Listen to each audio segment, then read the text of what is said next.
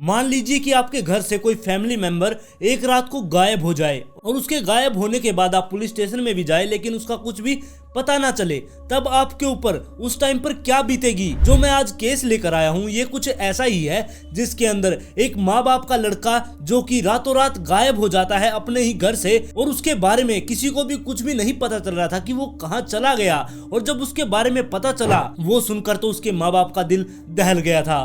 तो ऐसा उस बच्चे के साथ क्या हो गया था जो उसके माता पिता उसके बारे में सुनकर इतना ज्यादा डर गए थे। तो आइए जानते हैं इस केस को पूरी तरह से। नमस्कार दोस्तों, मैं हूं अंकित और आज मैं फिर से हाजिर हूं आप सब लोगों के लिए एक और क्राइम स्टोरी लेकर। अगर आप इस चैनल पर नए हैं तो चैनल को सब्सक्राइब कर ले, वीडियो पसंद आए तो लाइक एंड शेयर जरूर करें। तो चलिए चलते हैं आज के एक और इंटरेस्टिंग एपिसोड पर।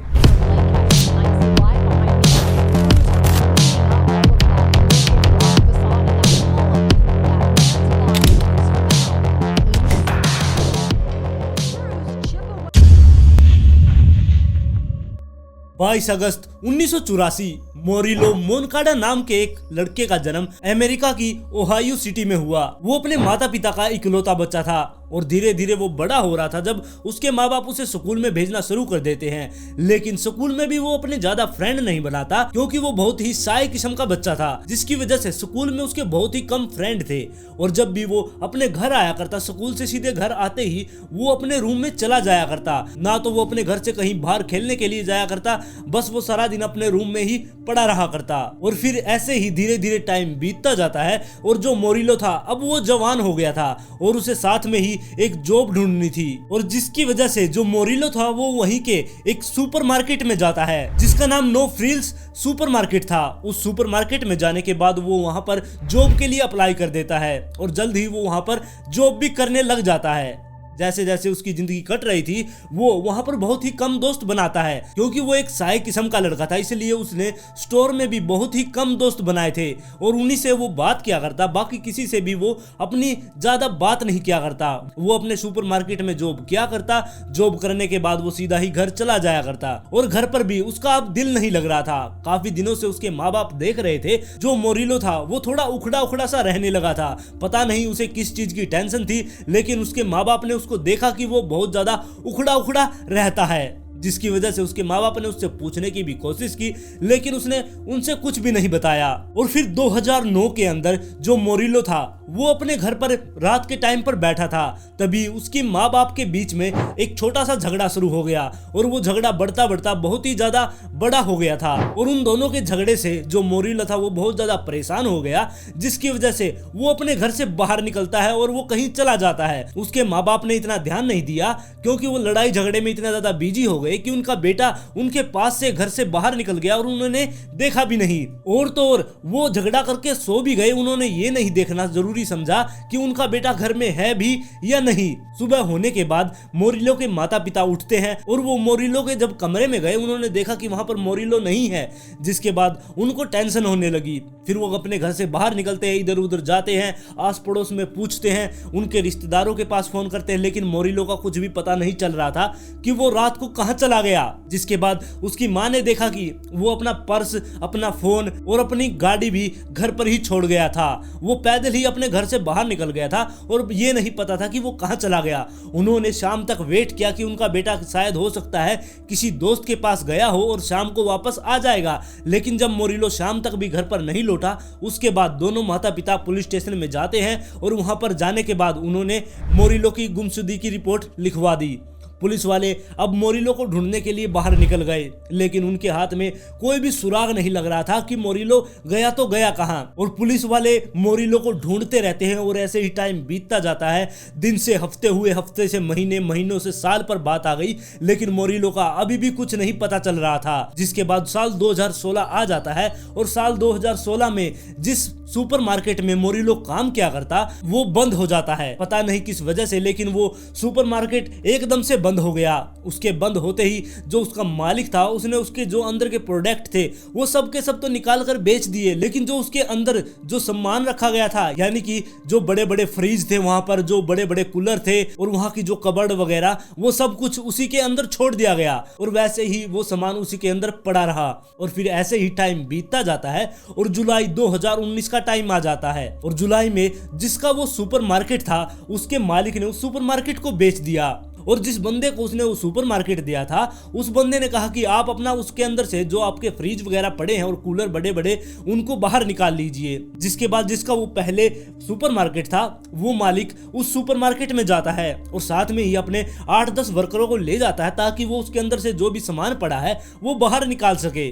जिसके बाद जो वर्कर थे वो अंदर से सामान बाहर निकालने लगते हैं। जो बड़े बड़े फ्रिज थे उनको उठा उठा कर लोड किया जाने लगा और साथ में ही जो कबर्ड थी उनको भी उठा उठा कर लोड किया जाने लगा। लेकिन वहां पर बहुत बड़े बड़े कूलर भी थे। अब आप सोच रहे होंगे कि वहां पर कौन से कूलर हो सकते हैं जो सुपरमार्केट में लगे होते हैं, लेकिन जिसके अंदर डेयरी प्रोडक्ट होते हैं जो खुला सा होता है। हमने भी कई बार देखा है, हम अगर किसी सुपरमार्केट में जाते हैं वहां डेयरी प्रोडक्ट जिसमें रखे होते हैं और उसके अंदर से बहुत तेज हवा आ रही होती है और बहुत तेज आवाज आती है, वो वाला कूलर। उन कूलरों को जब वो लोग हटाने लगे, एक एक करके जब उनको हटा रहे थे कि तभी जो एक वर्कर था उससे एक कूलर हटा नहीं, वो बहुत जोर लगाता है लेकिन उससे वो हट नहीं रहा था। जिसके बाद वो अपने एक दोस्त को और बुलाता है, जिसके बाद वो दोनों मिलकर उस कूलर को वहां से हटाने की कोशिश करते हैं। काफी मशक्कत के बाद उन्होंने वो कूलर को वहां से हटा तो दिया, लेकिन जो उसके पीछे पड़ा था, जो कुछ वहां से एकदम से नीचे गिरा, उसको देखकर उनकी चीखें निकल गई। वो सब कुछ देखते ही वो बाहर की तरफ भागते हैं और बाहर जाकर उनके मालिक को वो बुला कर लाते हैं। और मालिक जब उस सुपरमार्केट के अंदर आ गए तब उन्होंने देखा कि इन दोनों बंदों ने ऐसा क्या देख लिया कि ये इतना ज्यादा डर गए हैं। जिसके बाद मालिक ने देखा कि वहां पर एक सड़ी गली लाश, बिल्कुल सूखी सी लाश वहां पर पड़ी हुई है, लेकिन ये नहीं पता कि ये लाश है किसकी।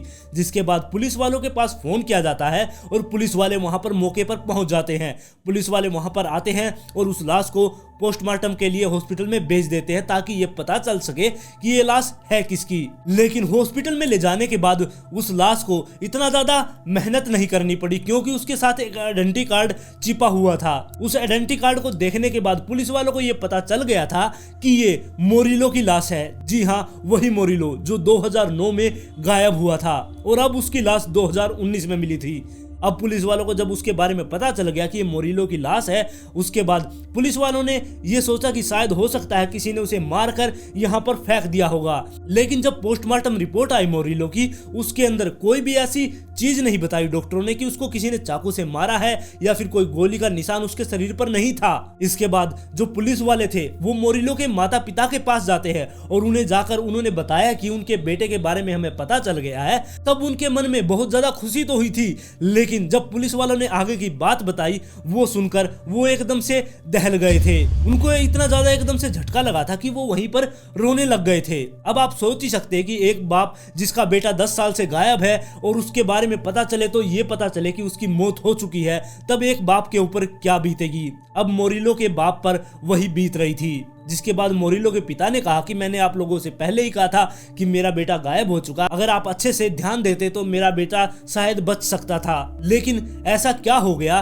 कि मोरिलो वहां से बाहर निकला ही नहीं। तो उस रात को ऐसा क्या हो गया था, तो आइए जानते हैं। 2009 में जब मोरिलो अपने माता पिता के झगड़े से तंग आकर रात को घर से बाहर निकला था, तब वो सुपरमार्केट में आ गया था। वो सोच रहा था कि वो अपने किसी दोस्त के साथ जाकर बैठेगा, उससे बात करेगा और उसका मन हल्का हो जाएगा। लेकिन वो अपने दोस्त से मिल पाता उससे पहले ही उसे उस कूलर के ऊपर कुछ दिखा होगा। उसके दोस्तों ने बताया था कि कई बार वो उस कूलर के ऊपर चढ़कर वहां पर सफाई वगैरह भी कर दिया करता, इसलिए शायद हो सकता है कि उस दिन भी वो उस कूलर के ऊपर चढ़ा हो। उस कूलर के ऊपर चढ़ने के बाद उसके पीछे 18 इंच की ही जगह थी, वो बहुत थोड़ी जगह थी और शायद हो सकता वहीं पर उसका पैर फिसल गया और वो उसके अंदर गिर गया। अंदर गिरने के बाद वो काफी देर तक वहां पर पड़ा रहा। क्योंकि वो रात को आया था और इसलिए शायद हो सकता है जब वो नीचे गिरा उसने चिल्लाने की भी कोशिश की, लेकिन उसकी आवाज किसी ने नहीं सुनी होगी, क्योंकि एक तो कूलर की इतनी तेज आवाज और ऊपर से रात का टाइम, सुपरमार्केट में शायद हो सकता है बहुत कम लोग हो, जिसकी वजह से उसकी आवाज उन तक नहीं पहुंची। फिर वो रात तक ऐसे ही वहीं पर पड़ा रहता है और सुबह होने का इंतजार करता है। सुबह होने के बाद उसने दोबारा कोशिश की होगी बाहर चिल्लाने की, लेकिन कूलर की तेज आवाज और सुपरमार्केट में आपको पता है कि वहां पर म्यूजिक भी बजता रहता है, इसलिए हो सकता है कि उसकी आवाज उन तक नहीं पहुंची, जिसके बाद वो वहां पर बहुत देर तक चिल्लाता रहता है और फिर बाद में वो शांत हो जाता है। वो ऐसे ही हर रोज 2-2, 3-3 घंटे चिल्लाया करता, लेकिन अब उसके ऊपर भूख और प्यास का असर होने लगा था। अब उसे भूख प्यास भी अंदर लग रही थी, लेकिन वो बाहर नहीं निकल पा रहा था। और साथ में ही जब वो अपने घर से निकला था वो अपना फोन भी घर पर ही भूल गया था, इसलिए वो किसी के पास अब फोन भी नहीं कर सकता था। अब वो वहीं पर फंसा रहा। अब ये नहीं पता कि उसकी 1 हफ्ते बाद मौत हुई, 1 महीने बाद, या 10-15 दिन में ही उसकी मौत हो गई थी।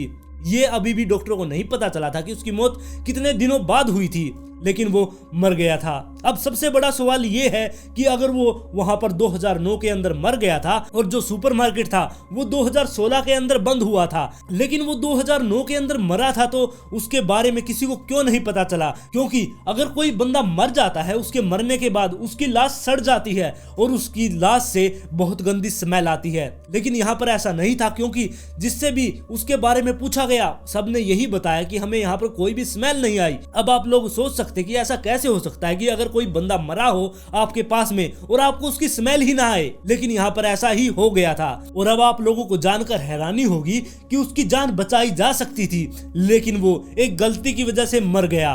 क्योंकि जिस दिन वो सुपरमार्केट में आया था, सुपरमार्केट में आने के बाद अगर वो अपनी अटेंडेंस लगा देता वहां के रजिस्टर में, तो शायद जो पुलिस वाले उसे ढूंढ रहे थे तो वो ढूंढते ढूंढते सुपरमार्केट में भी आए थे, लेकिन उनको ये नहीं पता चला कि वो यहाँ पर आया था, क्योंकि उसके रजिस्टर में हाजिरी ही नहीं थी। अगर वो उस दिन अपनी अटेंडेंस लगा देता तो शायद हो सकता है पुलिस वाले उसकी लास्ट लोकेशन को देखकर उसको वहीं पर ढूंढने की कोशिश करते और शायद उसको बचा भी लिया जाता। लेकिन यहाँ पर यह भी हो सकता है कि वो स्टोर में हाजिरी लगाने से पहले ही वहां पर फंस गया होगा, लेकिन आज तक ये समझ नहीं आया कि मोरिलो वहां पर कैसे फंसा या किसी ने उसको फंसाया। ये सब आज भी एक मिस्ट्री ही बनी हुई है, जिसके बाद पुलिस वालों ने इस केस को बंद कर दिया। अब आप लोग ही बताइए कि मोरिलो के साथ वहां पर ये हादसा कैसे हुआ होगा, या तो वो खुद ही गिर गया या किसी ने उसको वहां पर फेंक दिया मारकर। अब आप लोग ही इसके बारे में अपनी राय मुझे कमेंट सेक्शन में दे। अगर आप इस चैनल पर नए हैं तो चैनल को सब्सक्राइब कर ले, वीडियो पसंद आए तो लाइक एंड शेयर जरूर करें। और आज के लिए बस इतना ही, और जल्द ही मिलते हैं ऐसी ही दिल दहला देने वाली एक और क्राइम स्टोरी के साथ।